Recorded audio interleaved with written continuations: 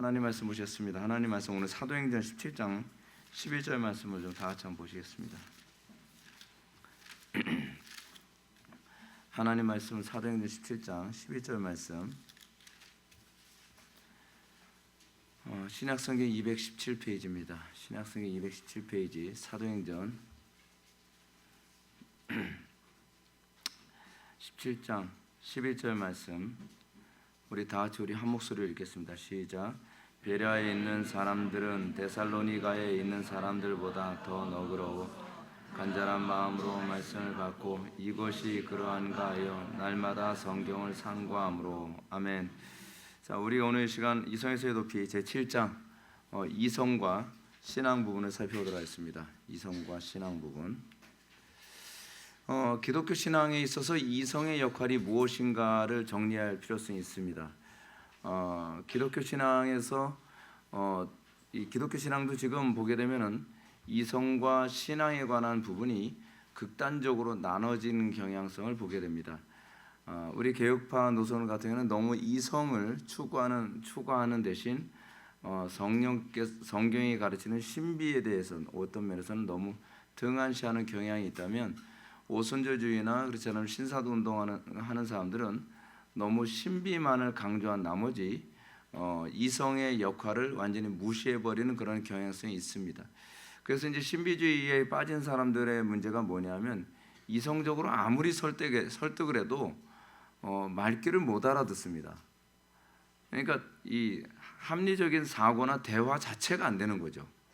이게 정말 되게 심각한 겁니다, 여러분. 근데 한편으로는 우리 개혁주의 노선에 안에 있는 교회들 같은 경우에는 이성적인 대화는 잘 되는데, 문제는 성경이 가지고 있는 신비적인 영역, 신비주의가 아닙니다. 신비적 영역에 대해서는 인정을 하지 않습니다. 그런데 신비적 영역을 인정하지 않으면 이건 자유주의나 별반 다를 바가 없습니다. 또 이성적인 영역을 인정하지 않고 신비주의만 추구하는 것도 자유주의입니다. 자유주의의 대표적인 데가 슈라이르 마흐죠. 슈라이르 마흐 같은 경우에는 제 감정의 그 의지 부분을 굉장히 강조합니다.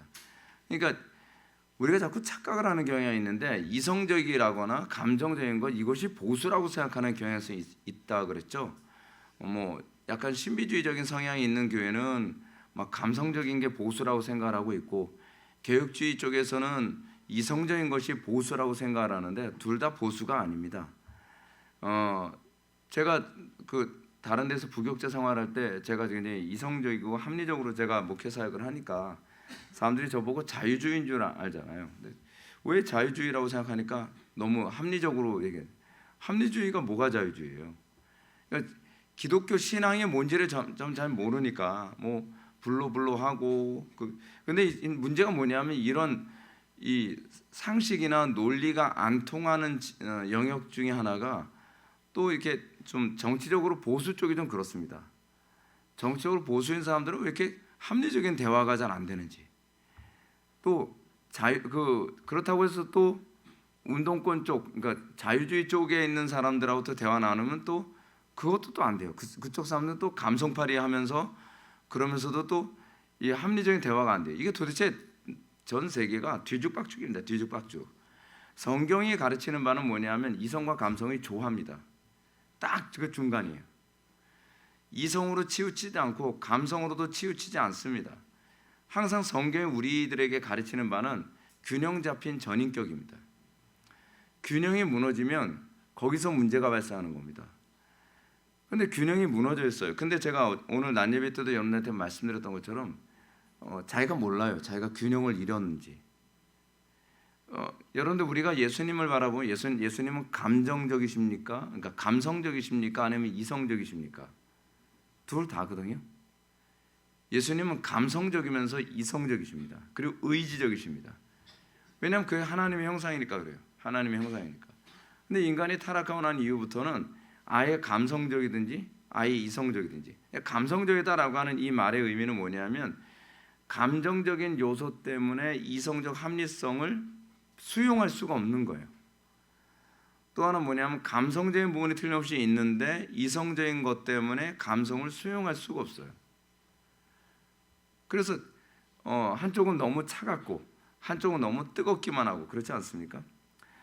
그럼 이제 주로 이제 셰퍼가 지금 여기서 걱정하는 것이 뭐냐면 기독교 신앙에서 이성은 자살의 대상인가? 이런 얘기가 굉장히 많이 있거든요. 예수 믿으려면 합리성을 포기해야 됩니까? 여러분 기독교가 가장 합리적인 종교라고 여러분 알고 계십니까? 전 세계에 수많은 종교가 있는데요. 그 종교 중에서 가장 합리성을 추구하는 게 바로 기독교입니다. 기독교만큼 여러분 이성적이라거나 기독교만큼 이렇게 논리적인 종교가 없습니다. 이슬람이 논리적일 것 같습니까? 논리적이지 않습니다. 천주교는 어떻습니까? 천주교는 그냥 철학적입니다. 논리적이라는 것처럼 보일지 모르지만 그냥 철학적일 뿐입니다. 성경적 논리가 없습니다. 기독교야말로 가장 지성적이고 가장 논리적인 종교가 바로 기독교입니다. 근데 그냥 논리적이기만 한 것이 아니라 거기에 신비가 있습니다. 루터가 종교개혁을 하면서 성찬 부분 가지고서 고민했던 게 뭡니까? 성경의 가르침에 부합하면서 거기에 신비를 제거하지 않는 것. 그것이 루터가 추구하려고 했던 성찬 아닙니까? 근데 이게 이 종교의 모습을 잘 보여주고 있는 부분이 또 성찬의 모습이었던 것이 뭐냐면 로마 가톨릭은 신비주의적이죠. 신비주의적이라서 너무 신비가 많은 나머지 거기 뭐가 없어요? 진리가 없어요.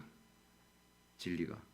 그러니까 로마 가톨릭에서 뭐라고 얘기합니까? 성찬에서 빵이 진짜 예수님의 살이 됐다고 얘기하고 포도주가 진짜 예수님의 피가 됐다고 얘기하잖아요. 그러니까 거기엔 뭐만 가득합니까? 미신만 가득한 겁니다. 그러니까 미신을 제거하되 그리고 미신의 자리에 무엇이 들어가야 되죠? 진리가 들어가야 되죠. 그러면서도 신비가 있어야죠. 기독교는 신비 아닙니까? 여러분 교회는 신비 아닙니까? 여러분들 제가 목회를 하면서 우리 교회를 추구했던 목회 방향이 이겁니다. 우리 교회는 굉장히 이성적이면서 굉장히 신비로워야 된다고 저는 생각합니다. 근데 문제는 뭐냐면 개혁주의 노선에서 찌빙글리파가 문제가 그거 아닙니까? 찌빙글리파는 이 미신을 제거한다고 하면서 뭐까지 제거해버려 버렸어요? 신비까지 제거해버린 거예요. 그러면서 찌빙글리파가 추구했던 성찬의 핵심이 무엇이었습니까? 그 기념설, 빵과 포도주를 먹는데 그냥 예수님의 그 죽으심을 기념하는 거지. 뭐 거기서 무슨 신비를 추구하냐? 그러다 보니까 어떤 문제가 발생해요? 성찬을 하는 데서 기대감이 없죠. 천주교는 뭐가 가득하죠? 기대감은 가득하죠. 근데 그 기대감이 뭐죠? 다 그 미신이에요. 미신. 빵을 먹어서 이게 예수님 진짜 살이. 그래서 저는 실제로 그 천주교 신자들은 그 세례 딱 받고 난 다음에 성찬에 참여할 때 되게 기대 많이 한다 그러잖아요. 그 사람들은 포도주 마실 권한은 없어요. 그래서 빵만 먹거든요. 그래서 빵만 먹고 가지요. 그 사람들은. 예, 빵을 집어넣어주면 그 사람들 입속에서 진짜 어떻게 이렇게 살이 될까 궁금한데 살살 녹기만 하는 거예요. 예, 그 살이 아닌 거예요. 녹기만 하는 살인 거예요. 살살 녹. 그 빵이 아닌 거죠. 이상하다. 별로 뭐 신비롭지도 않네. 근데 자꾸 신비롭게 사람들이 세뇌하는 거잖아요. 그러니까 루터가 고민했던 게 뭐예요? 미신은 제거하고 거기에 신비가 여전히 보존되어야 되는데 쯔빙글리파에 의하면은 신비가 없어지고 그리고 천주교식으로 따지게 되면은 미신이 가득하고 그래서 어떻게 했어요? 이상한 교리가 나왔죠. 그 하나님께서 임재하시는데 빵 위에 빵 아래 빵 안에 빵 옆에 무슨 빵 같은 소리야. 이게 뭐지? 루터도 도대체 자기가 뭔지 모르는 거예요, 사실은. 근데 이제 그 칼빈이 나와서 등장하면서 역사에 이제 종교개혁 2세대잖아요. 칼빈이 역사에 등장하면서 성찬의식에 관해서 뭐라 얘기합니까? 묵상을 통해 믿음으로 예수 그리스도의 살에 믿음으로 참여하는 거죠. 믿음으로요. 예수 그리스도의 피에 믿음으로 참여하는 거죠. 그러니까 루터가 그걸 보면서 뭐라 그래요? 야, 이거였구나. 신비는 그대로 보존하되 미신은 완전히 제거한. 근데 여러분 이게 성찬에만 해당되는 부분이 아닙니다. 교회도 보십시오. 어떤 교회를 보면은요, 미신을 제거한다고 하면서 아예 뭐가 없어져 버렸어요. 신비가 싹 없어져 버렸어요. 개혁파 교회는 신비가 없어요. 오늘날 개혁파 교회 문제가 아닙니까? 기도를 통해서 사람이 병난 자가 낫는 거, 이거 신비 아닙니까? 그리고 말씀을 통해 사람이 완전히 변화되는 거, 이거 신비 아닌가요? 그리고 예수를 믿는 사람들이 하나의 몸을 이루는 거, 성도가 서로 교통하심, 신비 아닙니까? 근데 개혁파 교회 안에서, 저도 개혁파를 추구하지만 개혁파를 자꾸 이성적으로만 추구하니까 교회 안에 중생하는 사람의 신비가, 어떤 자매가 막 설교 듣다가 이래서 울고 막 그러면 울지 마. 왜 울어? 그냥 받는 거야, 말씀을. 거기서 자꾸 감정으로 받지 마. 감정으로 받는 것이 아니라 그게 신비거든요. 그러니까 예배 시간에 또는 기도하다가 눈물을 흘리면 그 사람은 이상한 사람 취급을 받는 거예요. 아니요, 그 신비 영역이 있습니다. 신비가 있기 때문에 기독교라는 종교가 사람이 만든 종교가 아니라 신적인 종교라는 인식을 갖게 되는 거거든요. 그래서 우리 교회를 보게 되면 사람들이 굉장히 이성적이라고 얘기하죠. 굉장히 이성적이라고 생각해서 우리 교회 사람들이 딱 왔을 때 느끼는 거 뭐냐면 굉장히 기존의 개혁파 교회하고는 다르게 근데 역동적이 되게 뜨겁다는 거예요. 근데 그게 가능해야 돼요. 이거를 한마디로 요약한 게 로이 존스 목사님 뭐라고 얘기했습니까? Logic on fire. 불붙은 논리. 차가운 논리가 아니라 불붙은 논리. 신비가 있는 논리죠. 기독교 신앙은 신비와 논리가 같이 갑니다. 신비와 이성이 같이 갑니다. 그러면 그것이 어떻게 가능한가? 이성이 어느 위치에 있을 때 가능한가? 그것은 신앙하는 이성일 때만 가능합니다. 우리의 이성이 안 믿는 사람들처럼 그냥 이성이 아니라 하나님을 믿기 위하여 이성을 사용하는 겁니다. 신앙하는 이성. 성경의 진리됨을 믿는 전제 가운데에 진리를 이성으로 인식하고 오늘 본문처럼 베레아 교인들처럼 그것이 그러한가 진리를 상고하며 삶의 모든 영역에서 구체적으로 적용하기 위해 사용해야 합니다. 자, 우리가 이성을 사용하는 문제와 관련해서 안 믿는 사람들이 우리 기독교를 굉장히 우습게 보는 경향성이 있는데 그 중에 하나 뭐냐면 진화론과 창조론에 관한 얘기를 할 때 그런 얘기 많이 하지 않습니까? 이 얘기를 하고 그 신앙과 이성을 대치시키는 오류에 관한 부분에 관해서 이제 살펴보겠습니다. 이렇습니다. 제가 전에도 과학주의 신앙과 과학에 관한 문제를 제가 여러분들한테 말씀드리면서 그렇게 얘기하죠. 이성은 어떤 전제를 염두에 두고 움직일 때에 그것이 신앙하는 이성이든지 그렇지 않은 하나님을 대적하는 이성이든지 둘 중에 하나가 됩니다. 이성은 딱 두 가지로 우리가 갈라질 수 있어요. 하나님을 대적하기 위해 이성을 사용할 것인가, 하나님을 섬기기 위해 이성을 사용할 것인가. 이성 자체가 그럼 뭐라고 얘기하는 거죠? 가치 중립이라는 거예요. 가치 중립. 여러분, 돈 자체가 이게 죄가 아니잖아요.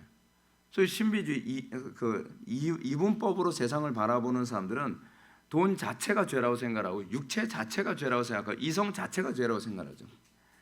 합리적으로 자고하다 저 사람 믿음 없어. 저 사람 너무 이성주의자야. 이렇게 얘기한단 말이에요. 아니거든요. 기독교는 이성이 하나님을 섬기는 신의 역할을 감당했을 때 그 역할을 제대로 찾는 겁니다. 근데 이성이 하나님을 섬기는 신의 역할을 하는 것이 아니라 하나님을 대적하는 도구가 되고 있다는 게 문제잖아요. 그래서 제가 주로 얘기하는 것이 천동설과 지동설 얘기할 때 제가 이 이성의 문제를 얘기를 하잖아요. 천동설을 주장했던 대표적인 사람이 이 아리스토텔레스, 그리고 그 이후에 2세기에 등장했던, 역사에 등장했던 프톨레마이오스 같은 경우에는 천동설을 믿었던 사람이거든요. 근데 천동설을 믿었는데 사실은 천동설을 믿었다고 하는 것은 그 이성 자체가 잘못 사용되기 시작을 하는 거죠. 근데 프톨레마이오스가 수학을 굉장히 잘한 사람이거든요. 그래서 프톨레마이오스는 지구 중심으로 세상이 돌고 있다라고 하는 것을 뭐로 입증을 했어요? 수학으로 입증을 딱 했어요. 수학으로. 그래서 별이 움직이는 거 숫자로 다 계산해 가지고서 그걸 다 기록을 남겼거든요. 무지복잡하대요. 왜냐하면 별이 이렇게 갔다가 갑자기 막 역으로 갔다가 막 왔다 갔다 하거든요. 그러니까 얼마나 복잡합니까? 그러니까 이거를 계속 보면서 수학으로 다 계산해 가지고 이걸 규칙을 만들어낸 거예요. 근데 그게 언제까지 갔다고요? 16세기까지. 16세기면 뭐 하던 때요? 종교개혁 하던 때잖아요. 1517년. 종교개혁이 1517년에 일어났으니까. 그때까지만 하더라도 루터도 천동설을 믿었어요. 그 정도로 이 수학으로 하니까 사람들은 굉장히 합리적으로 보이죠. 이성적이지 않습니까? 이성적으로 숫자로 다 이성을 대표하는 대표적인 언어 중에 하나가 숫자거든요. 근데 숫자로 다 계산하니까 저 이성적이다. 근데 이성적인데 여러분 틀린 이성이잖아요. 전제가 잘못됐거든요. 전제가 지구가 가만히 있고 우주가 돈다고 하는 전제에서 이성을 사용하다 보니까 나중에는 어떤 문제가 발생을 해요? 16세기 때 천주교에서 그 종교력을 만들려고 하는데 이게 점점 앞당기기 시작하더니 이 유월절하고 성탄절하고 만나게 생긴 거예요. 거의. 이거 뭔가 문제가 있다. 뭔가 이거 계산이 잘못 있는 것 아닌가. 그러면서 역사에 등장했던 인물 중에 하나가 누굽니까? 요하네스 케플러 같은 사람. 요하네스 케플러가 다시 계산해 봤더니 이거 지구가 오히려 태양 주변을 돌고 있는 거다. 그래서 지동설이 나온 거죠. 지동설. 근데 사실 요하네스 케플러뿐만 아니라 그 당시에 이렇게 생각을 하는데 중요한 도움을 줬던 또 다른 그 철학자가 하나 있었죠. 사실은요.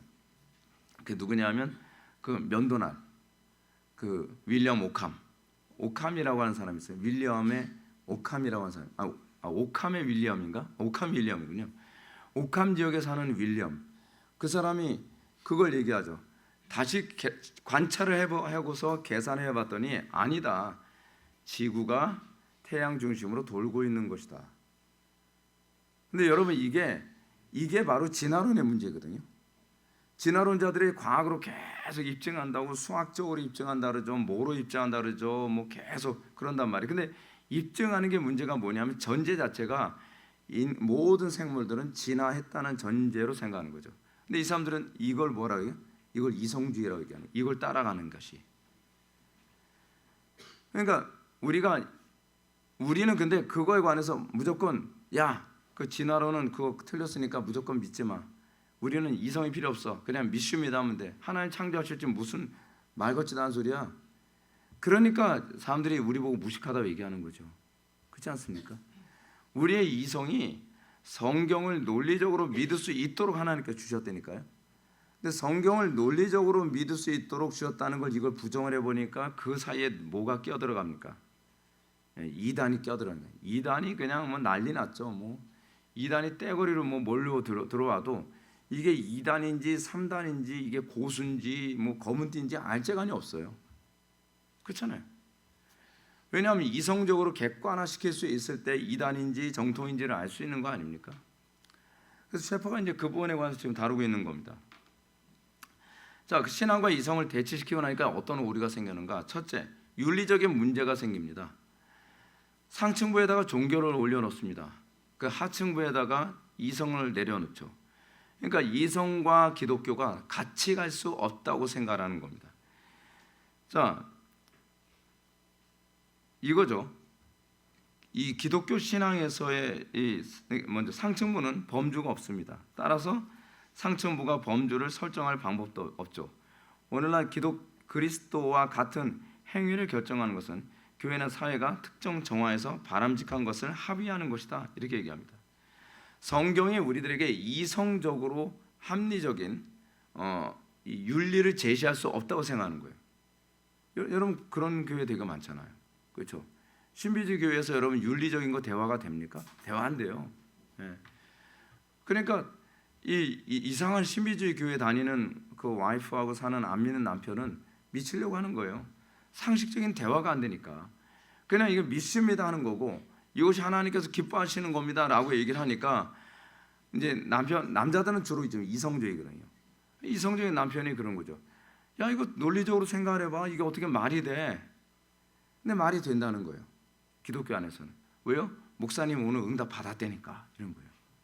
계시를 받았다는 거예요. 그럼 또 은혜 받기 위해서 또 어떻게 하는 거예요? 가정을 내팽개치고 한 달 동안 여보 나 한 달 동안 아무래도 그 기도원에 갔다 와야 될 것 같아. 야 근데 기도원 갔다 와. 근데 왜? 그때 하나님께서 기도원 갔다 오래. 기도원 갔다 오라고 하는데 할 말이 없잖아요. 객관적인 근거가 없잖아요. 객관적인 근거가. 근데 그런 경우가 너무 많은 거예요.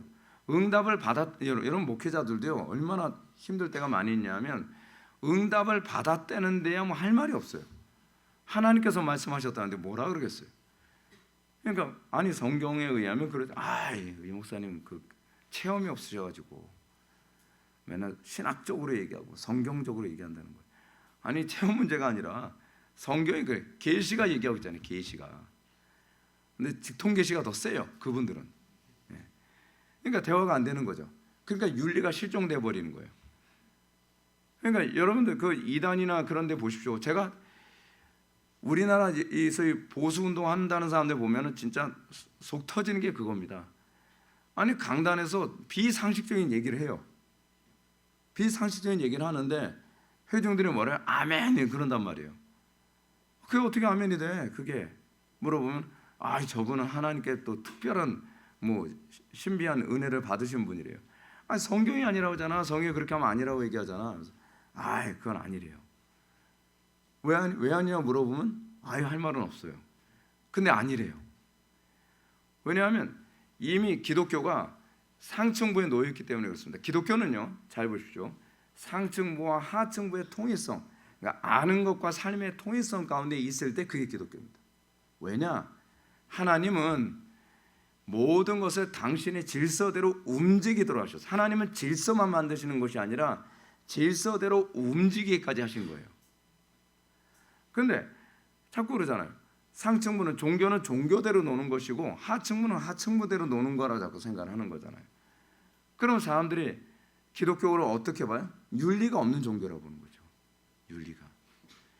종교가 무서운 게 뭔지 아십니까? 종교가 잘못되면요, 윤리가 없어도 막을 방법이 없어요. 사이비 이단의 문제가 뭡니까? 신천지 사람들이 교회 와서 교회 깽판 놓고 교회 통째로 빼앗고 막 그러잖아요. 거짓말도 엄청 잘하잖아요. 그럼 그 사람들한테 여러분 신천지하고 논리적으로 대화해서 전도하려고 하지 마세요. 그 사람들은 이미 정신이 나간 사람들이에요. 합리성이 통하지가 않습니다. 합리성이 통하지 않는다라고 해야 되면 여러분 이렇게 생각하시면 돼요. 저 사람 뭔가 잘못됐구나. 왜냐하면 합리성은 하나님의 형상이거든요. 하나님의 형상. 사람이 합리적인 것을 추구하는 이유가 뭐냐면 하나님이 합리적이시기 때문에 그렇습니다. 그런데 합리적인 대화가 안 돼요. 그래서 신천지 사람들이 교회 와서 거짓말하고 교회를 통째로 빼앗으면서도 뭐라고 얘기해요? 양심의 가책을 안 느껴요. 왜요? 그것이 하나님의 뜻이라고 하니까. 하나님의 뜻이라고 하면 다 먹히는 거예요. 그거 이단이거든요. 그러니까 하나님의 뜻이라고 하다 보니까 여자들은 어떻게 해요? 그 사이비 이단에 들어가면 순교를 다 줘요. 그 뭐죠? 그 JMS 같은 경우에는 여자들이 순교를 다 뺏기잖아요. 순교를 다 빼앗기는데 거기서 별로 불만이 없어요. 왜요? 원래 종교가 가지고 있는 그냥 교주가 그렇게 얘기했으면 무조건 믿어야 되는 거예요. 상식이나 합리성이나 통일성이 없어요. 이 합리성에 관한 문제 좀 더 얘기할게요. 합리성이란 이런 겁니다. 예를 들어서 교주가 이렇게 얘기했습니다. 이렇게 얘기했으면 모든 것은 이렇게 얘기한 것과 일관성 있게 행동하고 그 일관성 안에서 또 다른 논리가 나왔을 때 그것이 합리적인 거거든요. 근데 틀림없이 이렇게 얘기하고 여기서는 또 다르게 얘기해요. 또 여기서는 이렇게 얘기했는데 여기서는 또 다르게 얘기해요. 그거를 비합리라고 얘기합니다. 근데 그 비합리가 우리나라 사회에서는 잘 먹혀요. 이게 우리나라 정치가 심각한 게 뭔지 아세요? 제가 정치 얘기 잠깐만 할게요. 우리나라 정치의 심각성이 뭐냐면 합리성이 없다는 게 심각한 겁니다. 예를 들어서 유명한 어떤 정치가가 이렇게 얘기했습니다. 이렇게 얘기했는데 나중에 말을 바꿔요. 말을 바꿔서 이렇게 얘기하게 되면 국민들이 어떻게 해야 돼요? 화를 내야 되잖아요. 아니 왜 그때는 이렇게 얘기하고 있잖아요. 이렇게 얘기해요. 말 바꾸기를 굉장히 잘해요. 우리나라 정치가들이.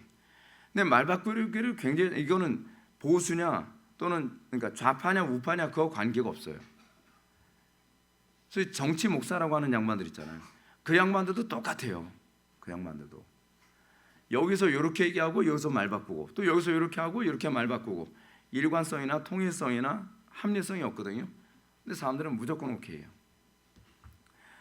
정치에 대해서 그렇게 반응한다라고 하되면 이미 그 사람은요 정치가 종교가 됐다는 얘기예요. 정치가 종교가 되느냐 아니냐를 보는 방법은 합리성이 안 통하면 그 사람은 그게 그 정치가 종교인 거예요. 예를 들어서 어떤 그 정치가가 애국을 얘기했다고 칩시다. 예를 들어서 뭐 반일에 대해서 혐오해. 반일을 왜 혐오하는 거죠? 민족이 중요하니까. 근데 그렇게 하면서 또 뭐예요? 친북을 얘기해요. 또 친중을 얘기해요. 그럼 이건 이상하잖아요. 일관성이 깨진 거잖아요. 애국을 얘기하는데 애국을 얘기하면서도 친북을 얘기한단 말이에요. 그럼 애국이 아니잖아요. 그건 애국이 아니고 뭡니까? 된장국입니까? 무슨 국입니까 도대체? 근데 사람들이 이때 말한 것과 이때 말한 것에 대한 일관성을 상실했어요. 근데 이제 우리가 그렇게 얘기하는 거죠. 야, 애국을 말한다고 한다면, 예를 든다면 반일을 얘기하는데 일본에 대해서 일본의 차도 사면 안 된다고 하는데 일본 스시점 가서 스시 먹고 있는데도 화를 안 내요. 그 정치가가. 일본 관광하고 나서 일본 물건 펜 가지고 막 사람들한테 나 이런 펜 쓴다 하는데도 화를 안 내요. 그건 일관성이나 합리성이 이미 무너진 거잖아요. 그런데 사람들이 뭐라 그러죠? 그때 쓸 펜이 없어서 그 펜 썼겠지 뭐 이런 거예요. 그러면 여러분들 더 이상 대화할 필요 없습니다. 그 사람은 이미 종교구나. 그러니까 이게 종교가 되니까 어떤 문제가 발생하냐면 교회 안에서 하나님 나라와 정치와 관련해서 이것이 하나님 나라를 해치는 정책이고 해치는 정치가다라고 얘기했을 때 정상적인 기독교인 그리고 합리적인 사고라고 하는 기독교인이라고 한다면 정치에 대한 문제점을 발견해야죠. 근데 정치에 대한 문제점을 발견하지 않고 오히려 정치의 합리성을 포기해버리고 오히려 교회를 대적하거나 교회를 떠난다고 한다면 그 사람의 종교는 정치라고 보면 100% 맞는 얘기입니다. 근데 이게 우리나라 안에서 흔하게 일어나고 있는 문제예요. 합리성을 잃어버렸다? 그럼 뭐라고 본다고요? 종교라고 보라는 거예요. 그렇게 보면 틀림없어요. 그래서 그런 사람들은요, 윤리가 성경의 윤리에 의해서 움직여지는 것이 아니라 정치에 의해서 윤리가 움직여집니다. 되게 심각한 거죠. 윤리는 잘 보셔야 됩니다. 왜냐하면 윤리는 가치론에 해당하는 거거든요. 윤리는 실제에 대한 인식의 반응이 윤리예요. 그래서 이 사람이 어떤 윤리를, 그러니까 정치가가 추구하는 윤리 쪽으로 따라가느냐, 그렇지 않으면 성경이 가르치는 윤리를 따라가느냐, 이 두 개의 윤리가 충돌이 일어났을 때 성경이 가르치는 윤리를 따라가는 쪽이 아니라 정치의 이념이 추구하는 윤리의 체계를 따라간다고 하면은 그거는 그 사람은 정치가 종교가 됐다고 보면은 맞습니다. 그렇게 단정을 줘도 틀리지 않습니다. 왜냐하면 그 사람에서 최고의 실제는 정치라고 생각하는 거예요. 그리고 그 최고 실제가 정치라고 인식하고 그렇기 때문에 윤리가 나오는 겁니다. 그렇게 보면 틀림이 없죠. 두 번째로 법이 존재할 적절한 근거가 없다는 겁니다. 종교개혁 전체 법 체계는 하나님께서 실제적인 것을 우리의 일상생활 속에서 계시하셨다는 사실에 근거합니다. 성경이 뭡니까? 성경은 우리의 일상의 삶과 괴리에서 기록되지 않았습니다. 성경이 기록된 가장 독특한 방식은 뭐냐면 다른 여타 종교의 그 경전과 근본적으로 다른 것이 뭐냐면 역사를 베이스로 깔고 계시가 기록됐습니다. 창세기는 역사입니다. 그리고 출애굽기도 역사입니다. 사사기도 역사입니다. 그러니까 역대상하, 열왕기상하 역사입니다. 그 역사를 기반으로 해서 계시가 나온 겁니다. 신약도 다르지 않습니다. 복음서도 역사를 기반으로 해서 계시되어진 것이고 사도행전도 역사를 기반으로 해서 계시가 되어진 겁니다. 하다못해 서신서들조차도 그 당시의 삶의 정황을 기반으로 해서 기록된 것이 서신서들입니다. 그 얘기는 성경은 우리의 삶과 괴리되어 있지 않다는 얘기입니다. 그렇기 때문에 성경이 정하는 법은 비현실적인 법이 아닙니다. 우리의 정황을 염두에 둔 법입니다. 스위스 로잔에 있는 대법원 구 건물 안에는 폴 로버트가 그린 한 폭의 그림이 있습니다. 재판관들을 교훈하는 정의 여신이라는 그림인데 이 정의 여신이 우리나라도 좀 오셨으면 좋겠어요. 재판관들은 좀 교훈을 좀 많이 했으면 좋겠습니다. 이 커다란 벽화 전면에 고소하는 장면들이 여럿이 그려져 있어요. 그림을 한번 보십시오. 이 그림입니다. 아내가 남편을, 설계자가 건축인을 고소하는 등등의 장면입니다. 재판관들이 어떻게 이들의 시비를 가릴 것인가? 지금 양쪽에 재판관들이 있죠. 어떻게 시비를 가르지? 무엇이 옳고 무엇이 그르고 어떻게 공정하게 재판을 할까라고 하는데 양쪽의 재판관들 사이에 이 정의의 여신이 딱 서 있습니다. 정의의 여신이 어떻게 하고 있습니까? 오른손으로는 천칭을 들고 있죠. 그렇죠. 저울을 들고 있습니다. 왼손으로는 칼끝으로 성경을 이렇게 가리키고 있습니다. 그러니까 그래서 폴 로버트는 손에 든 칼로 하나님의 법이라고 적힌 책을 가리키는 정의 여신을 그려놓으면서 종교개혁 시대에 사람에겐 법에 대한 근거가 있었다라는 것을 얘기합니다. 여러분, 왜 우리가 인민민주주의에 대해서 절대적인 반대를 하냐 하면 인민민주주의에서의 법은 객관적인 법이 아니라 다수에 의한 주관적 그리고 감정적 그리고 선동적 법이기 때문에 그렇습니다. 법이 객관성을 상실하게 되면 누군가는 반드시 억울해지게 되어 있습니다. 누구의 편의만을 위해서 법이 만들어지게 되면 누군가는 그 공정에서 벗어난다는 얘기입니다. 인민재판의 가장 심각한 문제가 뭡니까? 인민재판은 선동하는 사람에 의해서 죄인이었다가 죄인이 아니었다가 왔다 갔다 한다는 겁니다. 근데 우리나라 사람들은 때법이라고 해서 틀림없이 헌법과 그리고 그 이하의 여러 부속 법이 있음에도 불구하고 법의 근거에 의해서 무엇을 결정해 주길 바라는 것이 아니라 목소리 큰 사람에 의해서 법이 결정될 수 있다고 판결이 결정될 수 있다고 생각하는 거죠. 특히 우리나라 재판관들이 이게 비양심적인 것들인 이유가 뭐냐면 이 양반들이 틀림없이 법을 배운 사람인데도 불구하고 상황에 따라서 법을 속입니다. 법이 이미 객관성을 상실했다는 것이고 법이 객관성을 상실했다는 것은 무엇을 의미하냐면 정의가 없다는 걸 의미합니다. 정의는 객관성을 유지할 때 정의입니다. 아니 정서 때문에 그 정해진 법의 질서를 어겨도 되는 겁니까? 그렇게 되면 나타나는 문제가 뭐죠? 누군가는 억울해지는 거예요. 정서가 진리는 아닙니다. 다수가 여러분 왜 우리 민주주의가 중요합니까? 다수가 옳다고 해도 개인이 옳음을 얘기할 수 있다는 것이 바로 우리 민주주의가 가지고 있는 장점 아닌가요? 다수가 100명 중에 99명이 틀린 목소리를 가지고 하나가 돼서 이거요 라고 얘기하는데 그 가운데 한 명은 아니요 라고 얘기했을 때 그걸 존중해주고 그걸 기반으로 해서 어느 쪽이 옳고 어느 쪽이 틀렸는지 어느 쪽이 정의고 어느 쪽이 악인지를 규정할 수 있기 때문에 민주주의가 대단한 것 아닙니까? 그런데 그걸 그렇게 인정 안 하는 거예요. 그게 인민민주주의입니다. 목소리 큰 놈이 인민이에요. 목소리 작으면 죄인이에요. 그러면 나라 전체가 어떻게 됐습니까? 지금 대한민국 보십시오. 서로가 누가 목소리 더 크냐 그 싸움하고 있잖아요. 촛불을 안 되면 횃불이라도 들겠다는 거예요.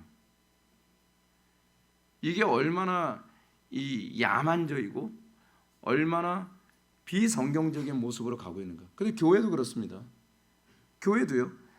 무엇이 성경적이냐를 따지는 것이 아니라 다수가 이 얘기를 하면 목사님도 그분 따라와야 된다는 거예요. 전 못 따라가죠.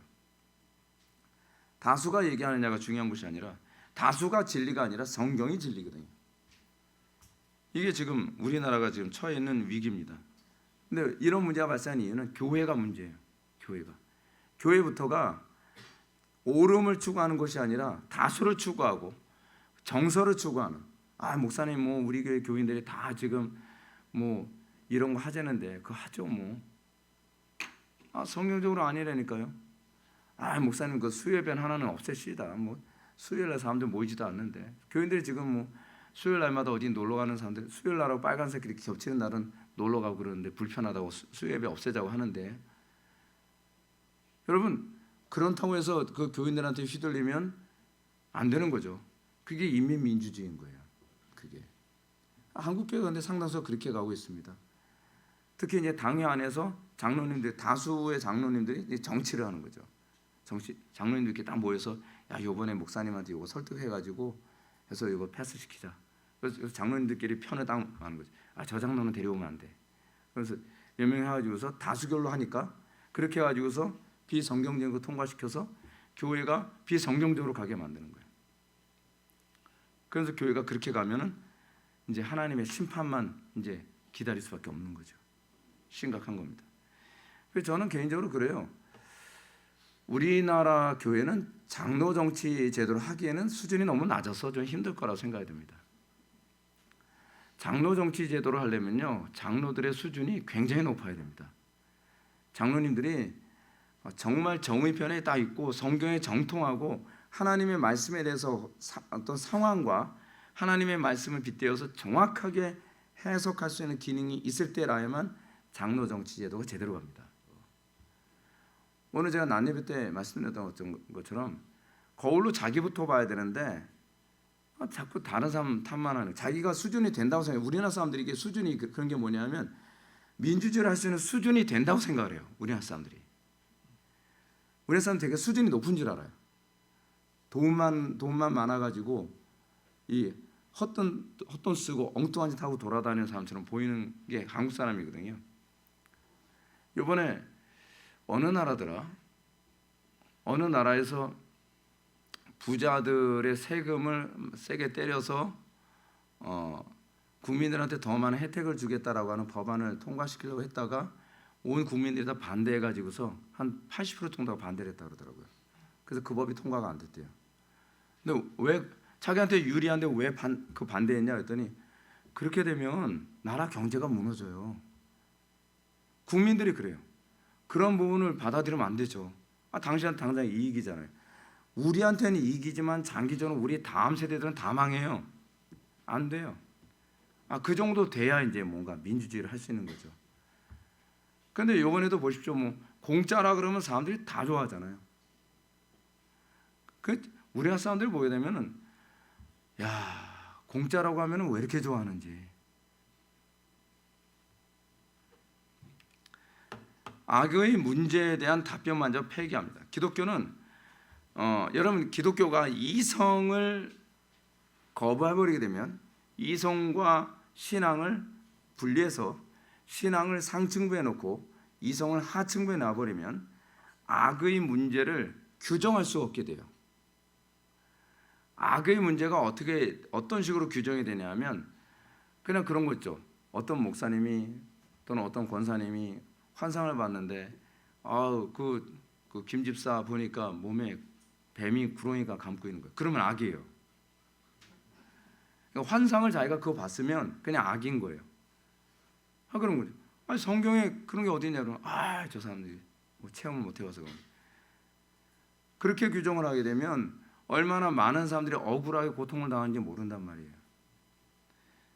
자, 기독교는요, 이에 대한 해답은 역사적, 시공간적, 실제적이고 완벽한 타락에서 찾습니다. 아퀴나스의 오류는 불완전 타락을 주장했죠. 그러나 참된 기독교 입장은 시간과 공간과 역사 속에서 프로그램화되지 않은 인간이 있었는데 그 스스로의 결정으로 하나님을 거역하였다는 것입니다. 일단 이런 입장을 포기하면 하나님이 있다면 그는 악마다라고 한 보들레르의 말이나 만일 그가 하나님이면 결코 선한 분일 수 없고 만일 그가 선하다면 하나님일 수 없다고 한 맥클리시의 말을 수긍할 수밖에 없습니다. 왜요? 선과 악의 규정을 우리 감정으로 규정해버리니까 그런 거죠. 자, 성경이 선과 악을 규정한 상태에서 세상을 바라보게 되면 하나님은 선이고 우리가 악이 돼요. 우리가 악이라는 걸 인정하게 되죠. 근데 문제가 뭐냐면 선과 악에 관한 문제를 감정의 문제나 또는 이익이냐 손해냐에 관한 문제로 보게 되어진다면, 또는 신비적 체험을 기준으로 보게 된다면 하나님이라고 하는 존재를 선으로 규정할 만한 일체의 어떤 근거도 없어져 버리게 돼요. 이게 데미안이 나온 게 그거 아닙니까? 데미안의 관점을 보면 하나님은 선도 악도 아니에요. 아프락사스죠. 선과 악이 그냥 섞여 있는 그런 상태처럼 돼버리고 마는 겁니다. 이게 여러분 한번 생각해 보시죠. 여러분들이 하나님께 왜 불평하게 되죠?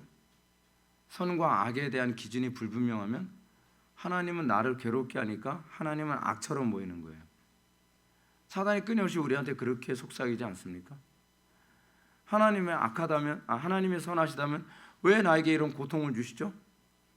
여러분, 이게 논리적으로 말이 되는 겁니까? 여러분, 선하기 때문에 고통을 주지 않는 것이 선입니까? 선은 고통을 주지 않는 게 선이 아닙니다. 때로는 선 중에서 어떤 선은 고통을 줌으로써 선을 성취하는 영역도 있습니다. 예를 들어서 자녀들이 잘못했을 때 징계를 함으로써 그것이 선하고 정의로움을 입증하는 거죠. 국가가 살인한 자를 사형이나 또는 무기징역에 처한단 말이에요. 그랬을 때 그 사람에게 고통을 줌으로써 국가가 또는 법원이 정의롭다는 것을 입증하는 게 되는 겁니다. 그런데 만약에 고통을 주는 것 자체를 악이라고 규정하게 되면 자녀 교육에서부터 망가져 버리는 거예요. 자녀 교육에 요즘 문제가 뭡니까? 애들 고통스럽지 않게 하겠다고 매도 안 들어요, 야단도 안 쳐요. 무조건 애가 감정 상하지 않도록 계속 이게 보듬어야 돼요. 근데 우리가 그런 식으로 교육받고 크게 되면 우리 삶 속에서 나타나는 문제를 해석을 할 수가 없게 돼요. 하나님은 악으로 규정되어진단 말이에요. 하나님이 선하시다면서 어떻게 세상에 전쟁을 허용하시고, 하나님이 선하시다면서 어떻게 이런 어려움이 생길 수 있겠는가라고 하는 것이죠. 사르트르가 얘기했던 것처럼 하나님이라고 하는 분이 존재한다면 어떻게 세상에 아프리카 같은 데 기아가 있을 수 있는가? 구토가 난다. 그렇게 하는 거죠. 사르트르의 논리적 문제가 뭐죠? 선과 악을 규정을 애시당초부터 잘못하고 있는 거죠. 전제가 잘못되면 사고가 틀어지게 됩니다. 그런데 우리가 하나님에 대해서 또는 선과 악에 대해서 올바로 규정을 하고 나면 나의 고통에 관한 문제에 있어서도 새롭게 해석할 수 있게 되는 거죠. 나의 삶 속에 나타나는 어떤 어려움의 문제, 이해와 또는 이익과 손해에 관한 이런 문제 안에서 하나님의 선하심을 발견할 수 있게 되는 거죠.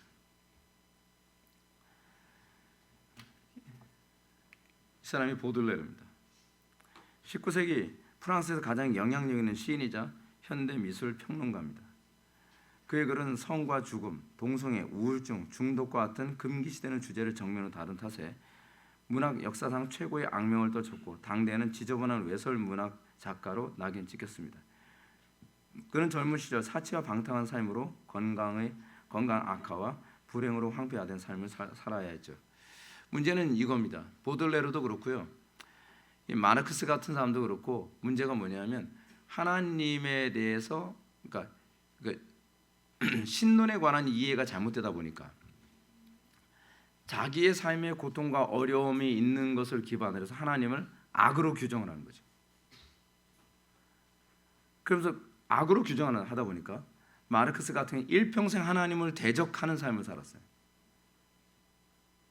이건 뭐 사르트르 같은 사람도 나타난 문제고 헤르만 헤세 같은 사람한테도 나타나는 문제이기도 했죠. 그래서 어렸을 때서부터 하나님이라고 하는 존재를 정확하게 인식시키는 게 굉장히 중요합니다. 교회에서 하나님을 안 가르치잖아요. 삼위일체 하나님을 안 가르치잖아요. 하나님을 인식하는 가장 중요한 수단 중에 하나가 뭐냐면 아버지거든요. 아버지를 바르게 인식시켜야 되는 이유가 뭐냐면 우리는 하나님을 아버지라고 부르기 때문에 그렇습니다.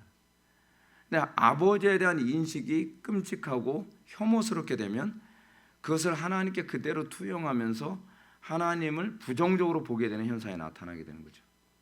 그래서 교회 교육에서 남자아이들 교육, 특히 아버지를 장차 아버지가 될 아이들에 대해서 올바로 잘 교육시키는 것은 굉장히 중요한 문제라고 생각합니다. 네 번째로 기독교를 상층부에 두는 데서 오는 결과는 공경에 빠져있는 현 시대의 사람들에게 전도할 기회를 빼앗기게 합니다. 그러니까 메시지가 없어지게 됩니다. 지금 오늘날 기독교가요, 강단 설교가 안 믿는 사람들한테 와닿지가 않습니다. 왜냐하면 여러분 보십시오. 사람들이 이제 교회에 왔어요. 자기는 인생의 문제 때문에 굉장히 고민한단 말이에요. 자기 실존의 문제에 대해 굉장히 고민해요. 자기의 도덕성의 문제라든지 가정의 문제라든지 남편과 아내와의 관계 문제라든지 막 그런 문제로 고민한단 말이에요. 예를 든다면 사마리아 여인 같은 그런 여자들 굉장히 고민 많이 해요. 근데 강단의 설교가 현실과 동떨어져서 예수 믿고 천당 가는 얘기만 계속한다 칩시다. 그리고 하나님 나라 건설을 위해서 헌금 많이 하십시오. 예배당 크게 짓고 우리들의 왕국을 만듭시다. 그러니까 사람들이 교회에 와야 될 이유가 없는 거죠. 교회는 현실과 동떨어진 소리만 하니까요. 현대인들은 자신의 파멸이라는 해답보다는 다른 해답을 갈망합니다. 현대인들은 어쩔 수 없어요. 현대인들이 현재 가지고 있는 고민은 뭐냐면 우리나라 사람들도 좀 그렇죠. 파멸로 갈 수밖에 없다. 대한민국 사람들 지금 생각하는 것이 그겁니다. 우리나라는 인구가 급속도로 줄어드니까 파멸할 수밖에 없다. 자, 이런 상황 하에서 교회는 과연 뭘 얘기해줘야 됩니까? 파멸이든 파멸하더라도 천당은 가자. 그러니까 사람들이 교회에서 해답을 찾으러 들지 않는 거죠. 사람들 근데 교인들이 그렇게 해야죠. 목사님 강단에서 정치 얘기하지 마시고요. 강단에서 뭐 세상 얘기하지 마시고 뭐 강단에서 그냥 예수 믿고 천당 가는 것만 얘기해 주세요. 그러면 도대체 목사가 신학교에서 왜 배워야 됩니까? 예수 믿고 천당 가는 얘기는 신학 안 배워도 할 수 있는 얘기인데. 그래서 우리나라 강단 수준이 그냥 완전히 초보 수준이에요. 초보 수준.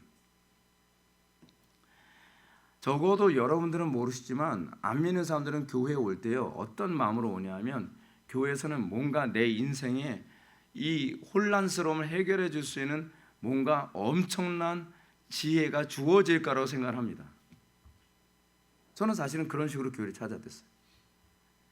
제가 이제 전도사 생활 잠깐 쉬고 있을 때 이 교회 저 교회 이제 탐방을 가면 제가 속이 터지는 게 뭐냐면 나는 이 정도 부분에 대해서 고민하고 생각을 하는데 교회를 가면 그냥 들을 얘기는 그럼 결국 그냥 시작을 함과 동시에 결론은 어떻게 나겠다. 그럼 다 맞아요. 안 맞은 적이 없는 거예요. 왜냐하면 너무 뻔한 얘기.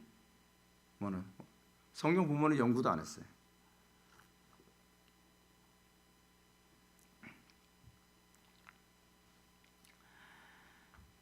그러니까 결국 절망에 빠진 사람들이 교회를 왔다가 더 절망하게 되는 거죠. 그럼 교회에 대해서 얼마나 혐오스럽게 생각하겠습니까? 여러분 혐오스럽다는 거 아십니까?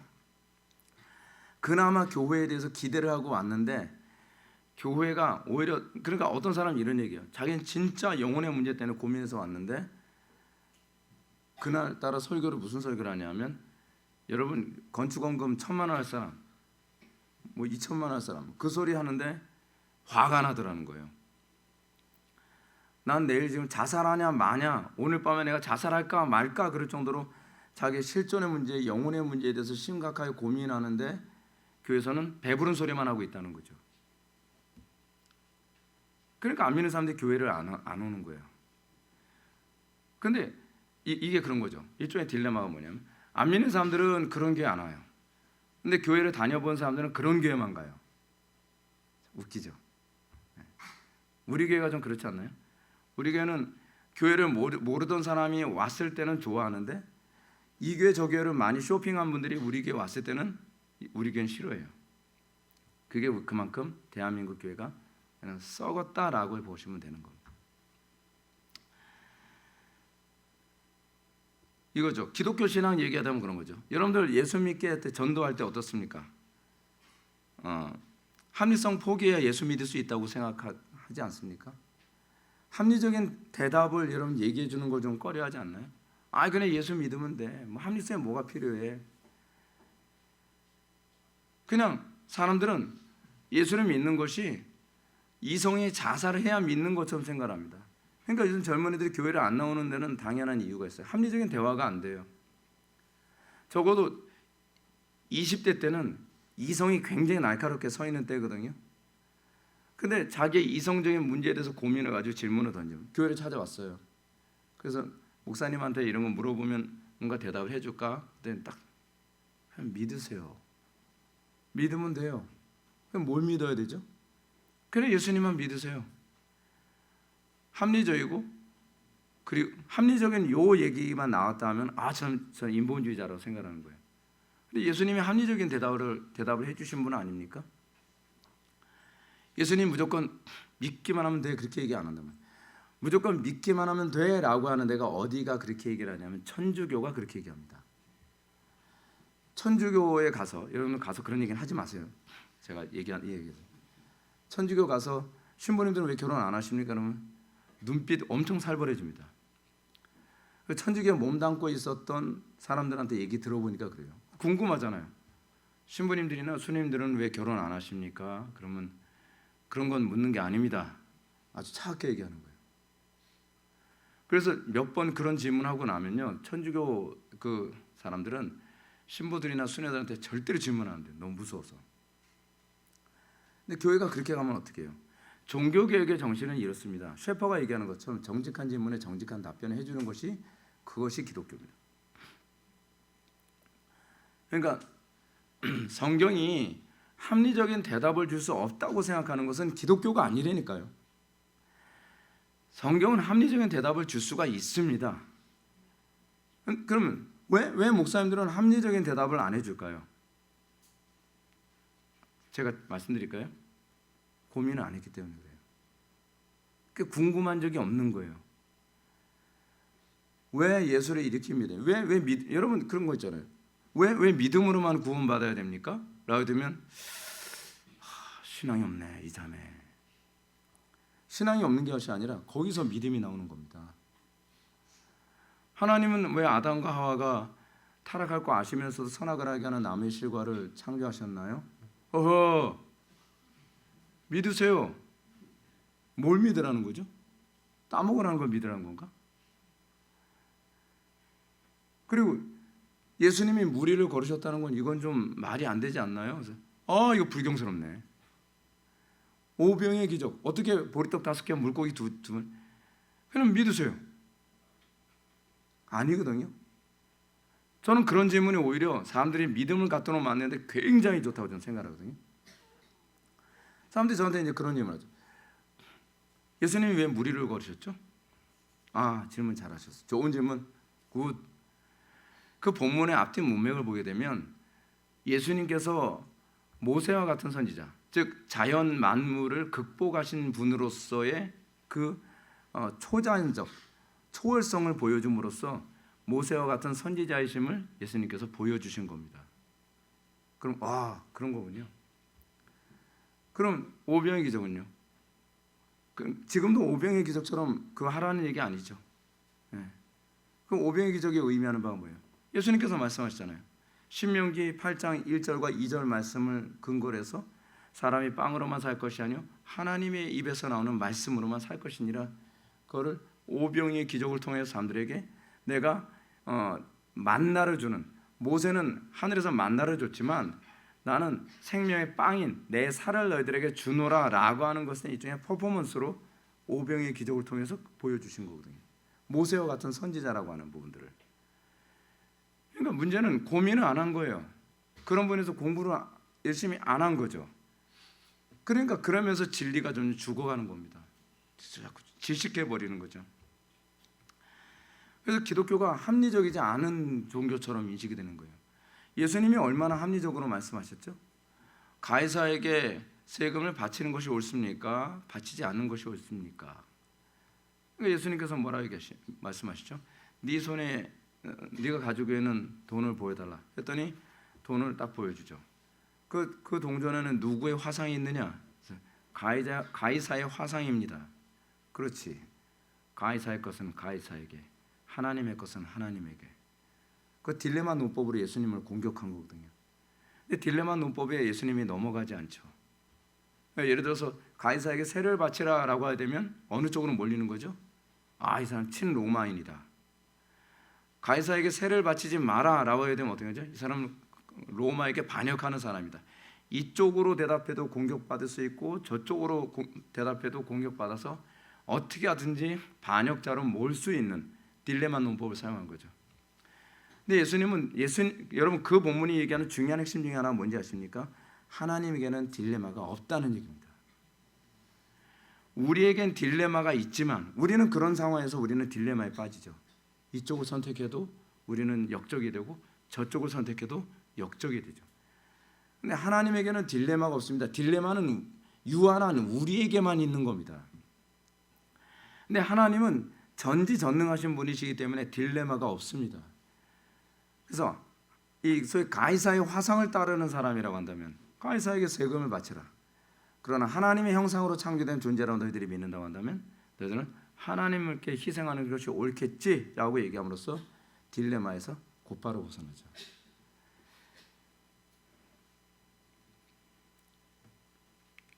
이분법의 언어를 조심하라. 우리는 불신자들이 자기 나름의 언어로 말하는 것을 우리가 복음적인 언어로 이분법적으로 말하지 않도록 주의해야 합니다. 불신자들하고 우리가 대화가 잘 안 되는 이유가 뭐냐면 불신자들과 우리가 사용하는 언어가 다릅니다. 제가 그 길거리에서 제가 전에 종로 5가인가 거기 용산인가 거기서 하여간 다른 교회에서 예배를 마치고 제가 이제 전철 타려고 딱 내려왔는데 어떤 자매가 어떤 그 남자 청년을 이렇게 딱 붙잡고서 막 전도를 하는 거예요. 저는 제가 멀쩡히 가만히 봤어요. 근데 밑도 끝도 없이 그 예수 믿으시겠어요? 막 그런 거예요. 미인계. 근데 별로 미인이 안 통해요. 그 미인이 아니에요. 근데 이제 막 얘기를 하는 거예요. 얘기하면서 예수님 그 다짜고짜 얘기하는 게 뭐냐면 우리는 죄인입니다부터 시작하는 거예요. 그래서 사형리 배운 대로 하는 거예요. 우리는 죄인이고요. 근데 그 사람들에게는요 완전히 다른 언어예요. 그래서 영접하는 자 곧 그 이름을 믿는 자들 성경에 그렇게 기록되어 있거든요. 영접하는 자 곧 그 이름을 믿는 자들이 하나님의 자녀가 되는 것. 성경에 이렇게 기록됐든 저렇게 기록됐든 그 사람들에겐 성경은 권위가 없어요. 성경은 우리가 믿으니까 우리에게만 권위가 있는 것이지 그 사람들한테는 권위가 없단 말이에요. 그렇지 않습니까? 근데 우리들이 믿는 권위를 가지고서 그 사람들한테 막 강요하듯이 하는 거예요. 우리가 가족들하고 안 믿는 가족들하고 대화를 할 때 우리가 가지고 있는 언어를 저 사람들이 알아듣도록 얘기하는 뭘 배워야 되는 거예요. 예수님께서 어떻게 전도하셨습니까? 사마리아 여인한테 전도하는데 갑자기 난데없이 유대인의 사고방식을 막 주입하지 않죠. 그렇죠?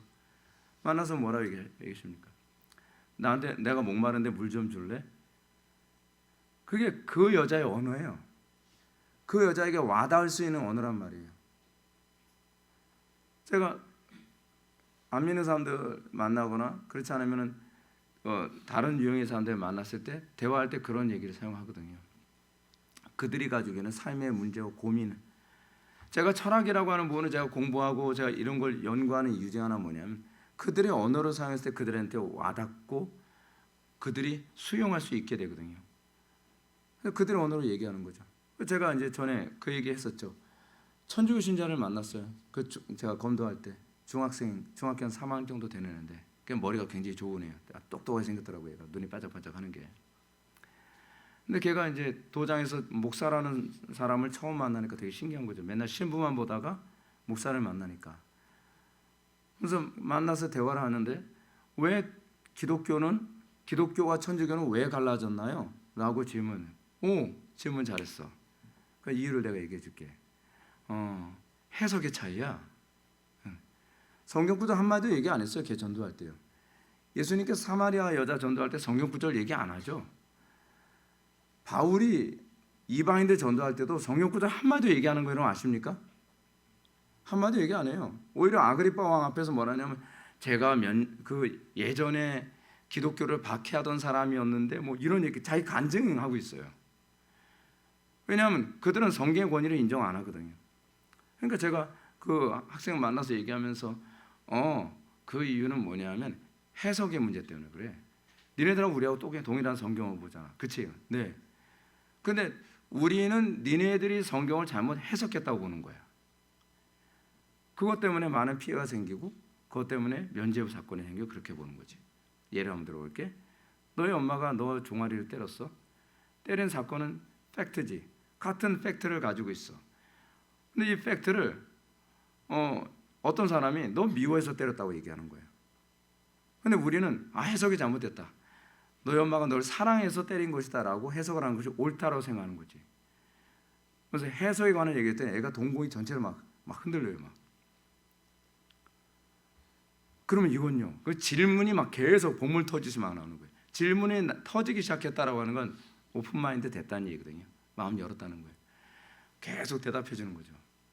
얘가 굉장히 혼란스러워요. 굉장히 혼란스러워. 왜냐하면 기존에 자기가 가지고 있었던 집안이 다 흔들리기 때문에 그런 거죠. 지금 여기서 셰퍼가 얘기하는 게 이겁니다. 현대인과 대면하면서 이분법을 사용해서는 안 된다.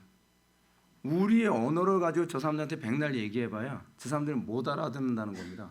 싸움만 나죠. 그들이 이해할 수 있는 언어, 그들이 받아들일 수 있는 언어를 사용해서 그들에게 전도를 해야 된다고 하는 겁니다. 그래서 우리는 뭐라 얘기합니까? 난 아무리 생각해도 이해가 안 돼요. 이해할 필요 없어. 그냥 믿으면 돼. 믿으면 되는데 뭐가 필요해? 이러니까 여러분 문제가 생기는 겁니다. 그 사람들은 믿는다는 게 뭔지도 몰라요. 솔직히 한국교회 교인들조차도 믿는 게 뭔지 모릅니다.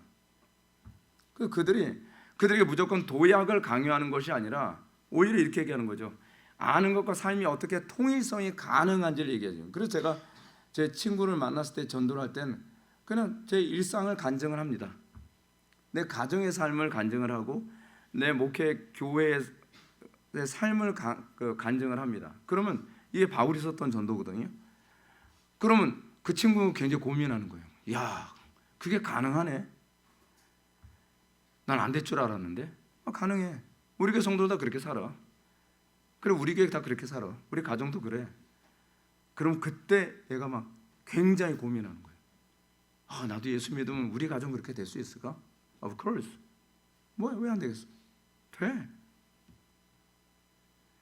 왜냐하면 그 친구가 알아들을 수 있는, 그 친구에게 와닿는 언어거든요. 와다시와. 일본 같죠? 일본어 같았고. 와닿는 언어를 사용하는 거예요. 여러분들 지루할 것 같으니까 그냥 되지도 않은 일본말 하고요. 와다시와가 뭔지도 몰라요. 자, 그러니까 우리는 무한의 면에서 보면 하나님으로부터 완전히 단절되어 있으나 이 부분이 굉장히 중요합니다. 인격적인 면에서 보면 우리는 하나님의 형상대로 지음받았습니다. 그러면 하나님께서 우리 자신에게 관하여 무한히는 아니지만 참되게 가르칠 수 있습니다. 이게 셰퍼와 반틸이 동일하게 얘기하는 부분입니다. 우리는 무한하신 하나님을 완전히 알 수 없지만 우리는 하나님을 참되게 알 수 있다. 그러므로 우리는 결코 표류하지 않습니다. 우리는 안 믿는 사람들에게 그들의 영혼을 가지고 있기 때문에 우리가 하나님의 영광을 얼마든지 설명할 수 있어요. 근데 설명을 할 때 여러분들이 그때 말하게 하시는 이는 성령님이심을 인정하셔야 됩니다.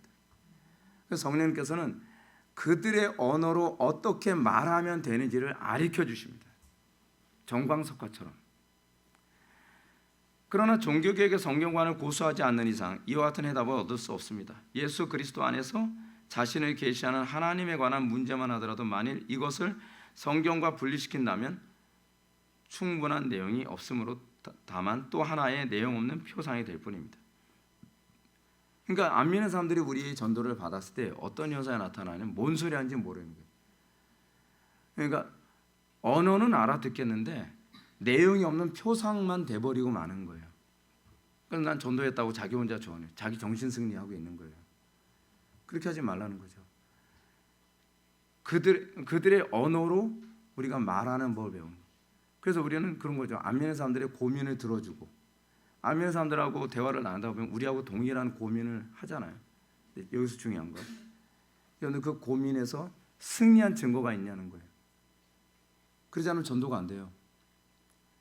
안 믿는 사람들은 이것 때문에 좌절하고 목숨을 끊네, 이혼을 하네, 싸움박질을 하네, 또는 나라를 떠나네, 하네 그런 얘기하지만 우리는 이렇게 얘기하는 거죠.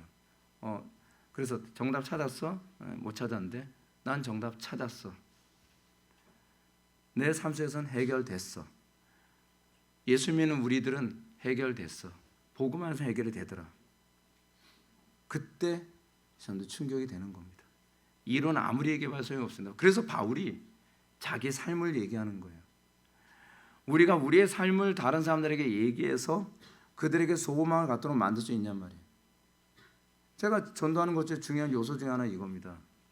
요즘 자녀 교육 때문에 대부분 다 굉장히 절망이거든요. 근데 우리 교회는 자녀 교육 문제 다 극복됐어. 그러면 어떻게? 라고 얘기한 거죠. 구체적으로 이렇게 됐다고 얘기하면 거기서 사람들이 마음을 열죠. 하나씩 질문이 쏟아지기 시작을 하는 거예요. 그런데 우리도 그게 해결이 안 되는데 지금 한국교회가 문제가 뭔지 아십니까? 한국교회는 도덕성 문제, 죄 문제, 삶의 문제 아무것도 해결이 안 돼 있어요. 그냥 덮어놓고 뭐예요? 예수 믿고 천당 가자. 거기서 과연 전도가 되겠습니까? 과거에 우리 한국초대교회는 그러지 않았습니다. 과거에 한국교회는 회심하는 사람들이 워낙 많았기 때문에 예수 믿고 내 삶이 바뀌었다라고 하는 간증만 하더라도 사람들이 돌아오는 사람들이 많았어요. 근데 바뀐 사람이 있나요 요즘에? 우리 교회를 제외하고서는 좀 별로 못 봤습니다. 그리스도와 성경의 유일한 답입니다. 그리스도는 성경과 자신을 괴리하지 않으셨습니다. 성경은 그리스도의 인격 안에서 성취되었습니다. 그러므로 그리스도는 만물의 주요 알파와 오메가요 처음과 나중이면서도 우리 삶과 결코 괴리되지 않습니다. 그리스도의 삶은 우리의 삶과 전혀 괴리되지 않습니다. 그리스도인의 삶이 세상 사람들과 라이프 스타일에서는 분리되지만 우리의 삶이 불신자들과 삶과는 괴리되지 않습니다. 그래서 안 믿는 사람들이 우리의 삶을 보면서 신기하게 여기고 안 믿는 사람들이 우리들의 삶을 통해서 소망을 얻도록 만들어야만 합니다. 제가 오늘 목소리가 안 좋아가지고 지체들하고 대화 안 하고 그냥 저 테라스에서 앉아서 바깥만 내다봤습니다. 내다보는데 뭐 형들이 동생들하고 놀아주고 막 서로가 정말 화기애애하게 이렇게 노는 그런 모습을 보면서 안 믿는 사람들이 뭘 느꼈을까 하는 생각이 들었어요. 안 믿는 사람들은 해결이 안 되는 부분이거든요. 근데 우리 교회에서는 이것이 자연스러운 거예요. 여러분 그게 전도입니다. 저 교회는 어떻게 저게 가능하지? 저 교회는 어떻게 저런 문제가 해결될 수 있지? 그죠? 교회는요 허풍을 떠는 게 교회가 아닙니다. 우리는 해결을 본 사람들이고 해결을 봤기 때문에 너도 이 영광에 참여하자라고 얘기할 수 있는 겁니다. 여러분들 제가 설교할 때 여러분들 느끼시겠지만 제 설교는 굉장히 좀 뭐랄까요 확신에 차 있습니다. 그 이유가 뭐냐면 저는 해결을 봤기 때문에 그렇습니다. 또 해결 보고 있는 중이기도 하기 때문에 그렇습니다. 근데 그거를 회중들이 느낍니다. 아, 저 사람은 그 본질을 아는구나. 안 믿는 사람들 다를 거라고 생각합니까? 우리의 삶은 개차 바르면서 안 믿는 사람한테 예수 믿으면 뭐 복 받고 뭐 하나도 안 먹힙니다. 그냥 너나 잘하세요 그러죠. 복음 전도의 가장 전제는 우리의 삶이 먼저 전도가 돼야 되는 겁니다. 나부터도 복음에 대해서 전혀 전도되지 않은데 누구를 전도하겠습니까? 상당수의 교회가 잘못 가고 있는 것 중 하나 그거라는 거 알고 계십니까? 자기도 복음에 의한 변화가 뭔지 모르면서 사람들한테 복음으로 초대한다는 겁니다. 좀 모순되지 않나요? 바울은 복음에 대한 영광과 흥분이 있었거든요. 그래서 전도할 수 있었던 거거든요. 전도란 그거 아닙니까? 도를 전하는 겁니다. 나에게 도가 있고요. 그래서 저들에게 그것을 전해주는 겁니다. 근데 나한테 도가 없는데 뭘 전해주겠습니까? 만일 내가 그리스도의 주되심을 찬양하면서도 나 자신의 자율적인 생활, 성경의 가르침과 이 분리됨을 그대로 고집한다면 나는 거짓되고 전도된 사람일 뿐입니다. 나는 성경대로 살지 않으면서 사람들한테 전도를 한다는 것 자체부터가 위선이죠. 나의 성생활, 지적생활, 일상적인 모든 생활이 자율적이라면 어떤 것이든 잘못된 것입니다. 하나님께서 우리에게 말씀하신 내용에 구애되지 않는 것을 자율적이라고 한다면 자율적인 과학이나 자율적인 예술 역시 그릇됩니다. 무슨 이름으로 하든 하층부가 자율적으로 되면 순식간에 하층부와 삼층부를 잠식합니다. 즉 하나님만 자취를 감출 뿐 아니라 자유와 인간 역시 사라집니다. 지금 그 문제가 그거죠. 한국 교회가 왜 말씀이 없어졌는지 아십니까? 말씀을 통해서 삶을 변화시키는 데 실패했기 때문에 그렇습니다. 말씀이 상층부에 있고 삶이 하층부에 있거든요. 끊임없이 기독교가 살아남는 방법은 이겁니다. 하나님의 말씀이 하층부인 나의 삶의 통일성을 이룰 때 하층부를 잠식해 하면서 상층부와 하층부의 통일성을 누리게 되는 거거든요. 근데 만약에 하나님의 말씀이 하층부, 나의 삶에 아무런 영향을 끼치지 못하게 되면 하층부가 점점 잠식해서 말씀이 없어져 갑니다. 왜냐하면 말씀의 가치를 못 느끼니까. 그래서 요즘 교회들을 보시죠. 교회가 말씀이 없어집니다. 하나님이 없어집니다. 세상만 가득합니다. 그거는 말씀대로 사는 것을 포기했기 때문에 그렇습니다. 말씀대로 사는 것 자체가 중요합니다. 말씀대로 살지 않으면 나중에는 말씀까지 없어지게 됩니다. 그래서 우리는 이 싸움 가운데 있어야 됩니다. 끊임없이 우리가 말씀 가운데 사는 것, 말씀이 하층부의 삶, 내 삶의 통일성으로 작용하지 않으면 나중에는 신앙이 없어집니다. 성경의 독자성. 성경이 다른 어떤 책과도 비교할 수 없는 이유는 그 존재 방식이 계시이기 때문입니다. 다른 경전처럼 인간의 주관적 깨달음을 기록한 것이 아닙니다. 그러므로 성경만이 인간에게 오리 없는 유일한 길을 제시할 수 있습니다. 성경만이 인간의 본질적 한계를 뛰어넘는 해답을 제시합니다. 성경만이 인간을 비롯한 모든 존재의 기원을 계시합니다. 그래야 만물은 인격적이고 무한하시고 언제나 존재하시는 하나님에 의해 지음받았다는 것을 가르칩니다. 20세기 사람들에게 창조를 설명하는 데 가장 적절한 말은 하나님이 자신 밖에서 만물을 창조하셨다는 설명입니다. 이는 인간이 신의 본질의 연장으로 보는 범신론 견해를 부인하는 표현이죠. 성경이 옳은 이유가 무엇이냐면 성경만이 인간에게 유일한 객관적 대답을 줄 수 있기 때문에 그렇습니다. 인생에 의해서 여러분 제일 어려운 게 뭔지 아십니까? 요즘 윤석열 대통령 총선 아주 개판 나오고 나서 고민 되게 많이 하겠죠. 제가 이제 이런 생각합니다. 정말 고민 엄청 할 거다. 왜냐하면 객관적으로 옳음이라고 하는 기준이 없는 인생을 살아온 사람인데 무엇이 옳은지 판단을 설 만한 아무것도 없잖아요. 우리는 아무리 어려운 상황이라도 객관적으로 판단할 수 있는 기준이 있어요. 그것이 우리의 강점이거든요. 근데 그 양반은 그게 없어요. 그 양반은 살아남기 위해서 때로는 이쪽을 선택할 수도 있고 저쪽도 선택할 수 있습니다. 절대적으로 옳음이라는 기준이 없습니다. 여러분 인생에 있어서 진짜 어려움이 처했을 때 내가 정말 이 한 번이라도 잘못 판단하면 내 인생 끝난다라고 생각할 때 그 절대적인 기준을 가지고 있는 사람이 얼마나 강할 수 있는지 아십니까? 근데 세상 사람들은 그게 없습니다. 어려움 생길 때 남들 다 이쪽으로 선택하면 저쪽 선택해야 되나? 똑똑한 사람이 저쪽으로 가면 저쪽을 따라가야 되나? 우리는 그런 것에 휘둘리지 않습니다. 우리는 객관적인 계시신 절대 진리가 우리에게 있기 때문에 남들이 다 다수가 저쪽으로 간다 할지라도 나는 성경이 이렇게 가면 이렇게 간다. 그런데 우리 교회를 보시면 느끼시죠? 우리 교회는요 다른 교회를 안 따라갑니다. 다수가 이렇게 한다 해서 우리는 그거 안 따라갑니다. 우리는 성경이 가르친 대로 갑니다. 사람들이 그런 얘기하죠. 목사님 왜 이렇게 고집이세요? 고집이 생겨 아니라 진리대로 가는 거예요. 성경이 그렇게 얘기하잖아요. 이게 제일 안전한 길인 걸. 이게 제일 확실한 길인 걸. 근데 제일 안전하고 제일 확실한 길을 따라가는 것이 아니라 다수를 따라가요. 그러니까 망하죠. 전 이해가 안 돼요. 절대 진리를 가지고 있는 우리가 왜 다수에 휘둘립니까? 셰퍼는 그렇게 얘기하는 겁니다. 성경만이 독자성을 가지고 있다.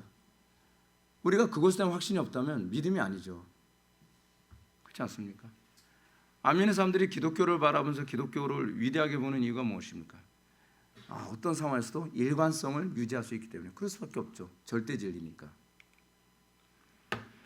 성경은 인간이 하나님에 의해 특별히 자기 형상대로 창조됐다고 가르칩니다. 그러나 만일 인간의 기본적인 관계가 위, 즉 하나님에게 있다는 것을 이해하지 못한다면 아래쪽에서 그것을 발견해라 할 것입니다. 기본적인 인간관계를 아래쪽에서 찾아 결국 자신을 동물이나 기계와 관련 지으려 하는 거죠. 왜 자꾸 AI에 자꾸 집착합니까? 왜 자꾸 진화론에 집착합니까? 그 이유는 하나님과 관계에서 우리 자신을 이해할 수 있는 걸 포기했기 때문에 그렇습니다. 하나님과 관계에서 이해할 수 있는 걸 포기한다면 자동적으로 하층부에서 찾아야죠. 그렇잖아요. 그럼 어떤 문제가 발생하는 거예요? 나중에는 말도 안 되게 AI와 혼합되어지는, 소위 트랜스 휴먼을 선택할 수밖에 없는 거죠. 트랜스 휴먼 갈 겁니다. 왜냐하면 그것이 인간 철학이 가는 방향이에요. 그쪽밖에 갈 게 없어요. 결국은요. 이 사람들은 이렇게 얘기하는 거죠. 지금 제가 저 그림을 보여드리는데 진화론자들이 생각하는 진화의 절정을 AI라고 생각하기 때문에 그렇습니다. 원숭이에서부터 진화해서 진화의 완성이 무엇일까? 그건 트랜스 휴먼이라고 생각하는 거예요. 그건 절정이 아니라 최악입니다. 왜 우리는 전도를 해야 됩니까? 저 사람들이 절대 진리가 없기 때문에 저렇게 행동하는 겁니다. 절대 진리를 가지고 있는 사람들이 그것을 우리가 얘기하지 않는다면 화죠.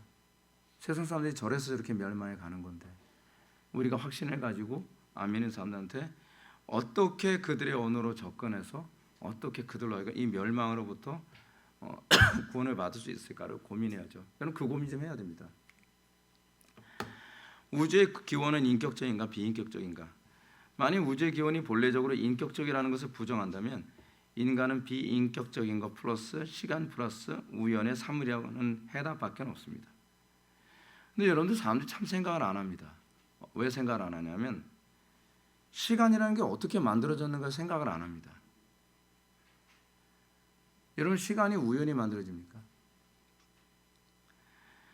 하여간 먼저 그럴 경우 어떻게 시간 플러스 우연이 비인격적인 것에서 인격적인 것이 되는지 질적인 변화를 낳는가를 입증할 사람이 없습니다.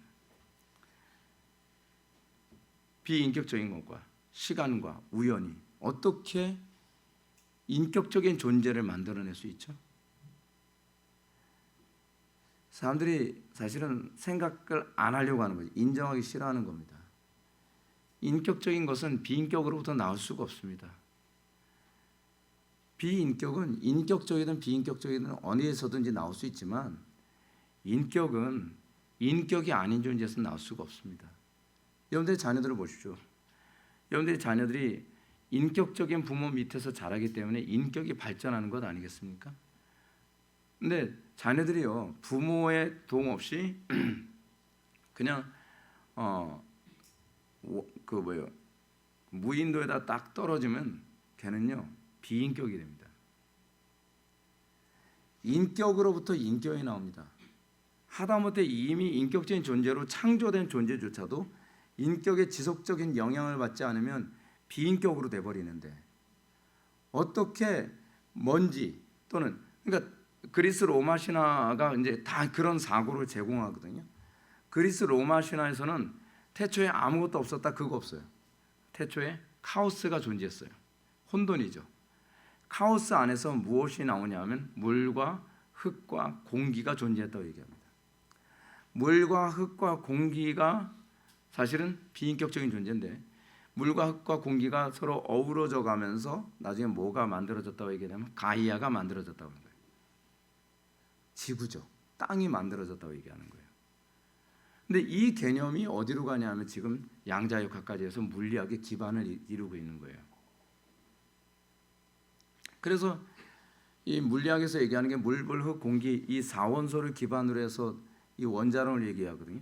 그 원자론의 기반이 어디서 나온 겁니까? 그 원자론을 보게 되어진 것도 저희 데모크리토스라고 하는 그 철학자 때문에 사실 생각하게 된 거잖아요. 다 철학에 기반한 거예요. 그런데 문제는 이 인격이라는 존재가 어떻게 나오는가? 대답 못 하거든요.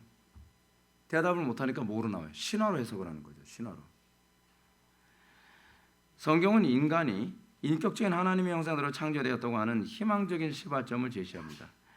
어떤 인본주의 사상도 인간이 자신에게서부터 시작하는 것을 정당화하지 못합니다. 성경 해답만 유일무이합니다. 성경은 인간이 해야 할 일, 즉 자신에게서 시작하는 일을 해도 되는 이유를 제시하며 이에 적절한 준거점, 즉 무한하시고 인격적인 하나님을 말해줍니다. 하나님이 아니시면 우리는 우리의 삶의 방향성을 설정할 수가 없습니다. 여러분, 우리가 하나님을 존중하고 또 인격적인 하나님을 알게 됐다는 것이 얼마나 놀라운 일인지 아십니까? 이것 때문에 여러분들은 소망을 잃지 않게 됩니다. 삶 속에서 사람들이 왜 인생에서 절망하는가? 세상에서 의미를 찾지 못하기 때문에 그렇습니다. 이 인간에게 있어서 의미나 소망이 얼마나 중요하냐면 아우슈비츠 수용소에서도요, 이 아주 사소한 의미 하나만을 가지고서 그것을 버텨낸다 그럽니다. 내가 나중에 여기서 이 고난이 끝나서 나가게 되면 그때는 내가 조그만 상점이라도 하나 꾸려서 이런 좋은 일을 해야지 라고 하는 그 하나가 아우슈비츠의 지옥 같은 생활을 버티게 만든다는 거예요.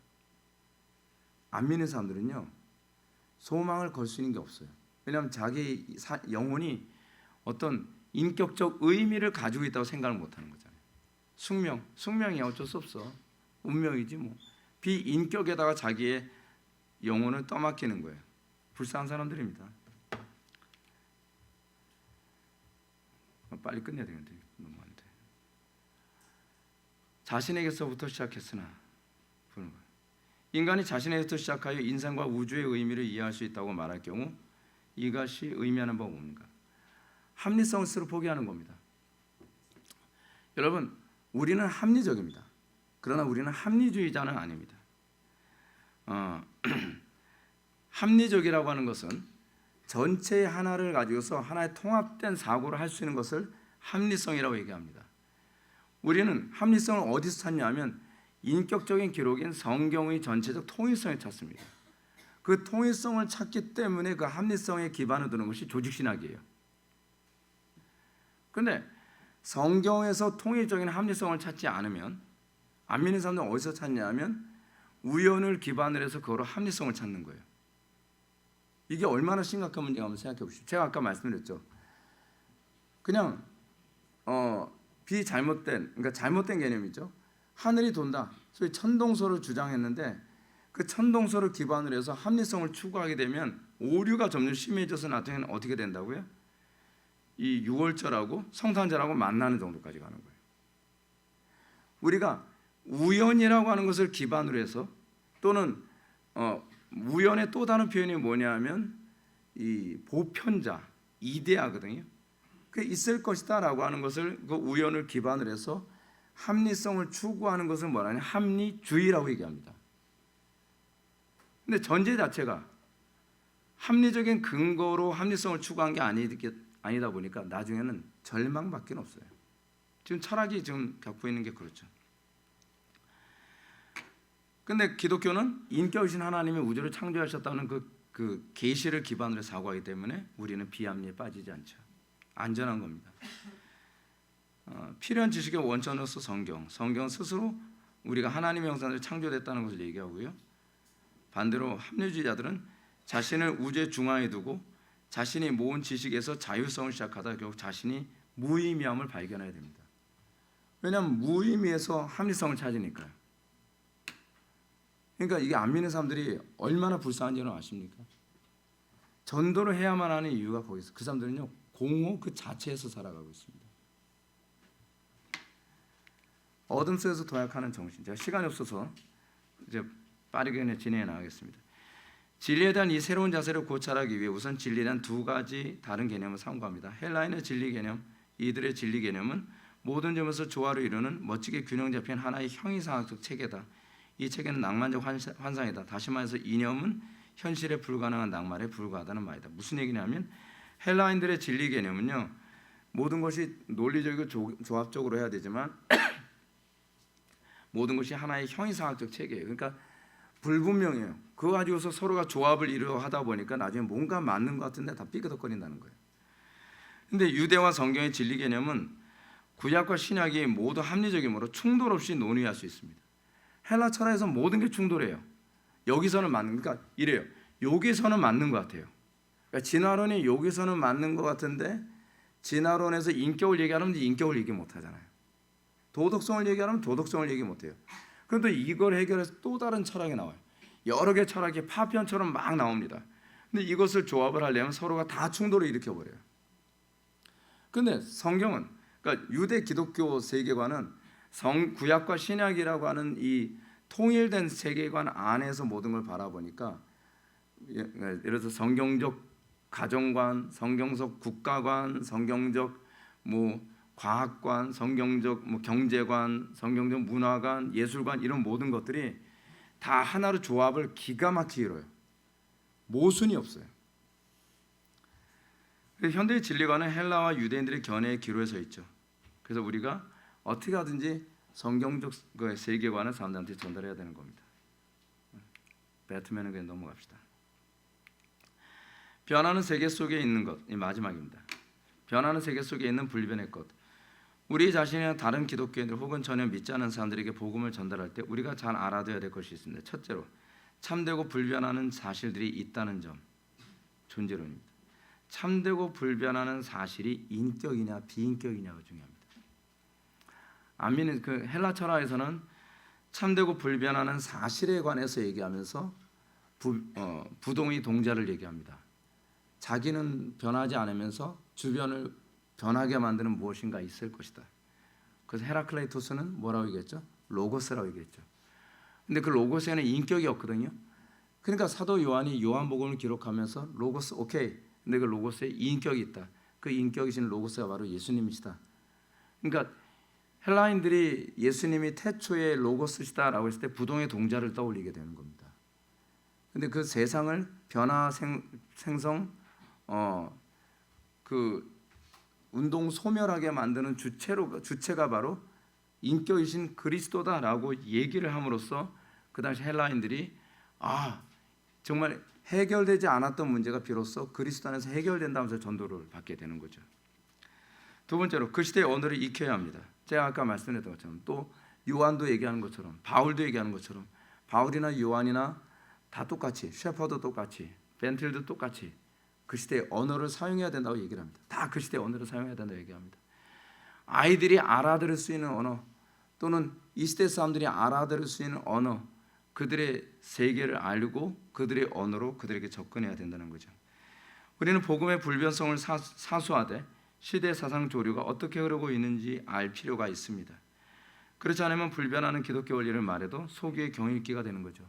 예를 들어서 제가 여러분들한테 전에 말씀드렸던 것처럼 이태원에서 사람들이, 많은 젊은이들이 압사 사고로 당해서 막 죽고 뭐 난리도 아니었죠.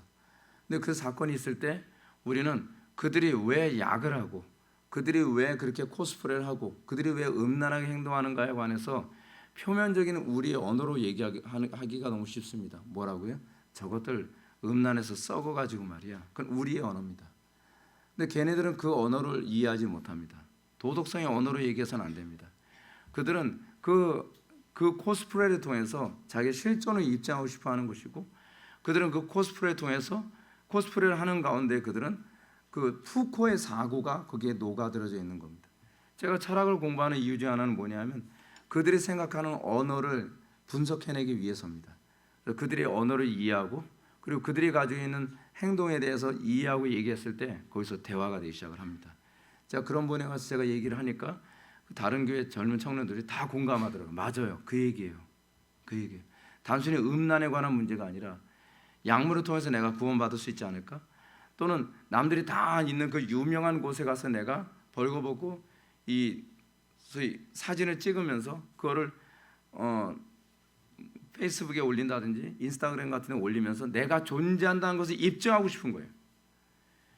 근데 우리는 그 부분에 관해서 그 언어가 어떻게 무엇이 잘못되는지를 설명해 주면서 그리스도께로 인도하는 법을 배운 거죠.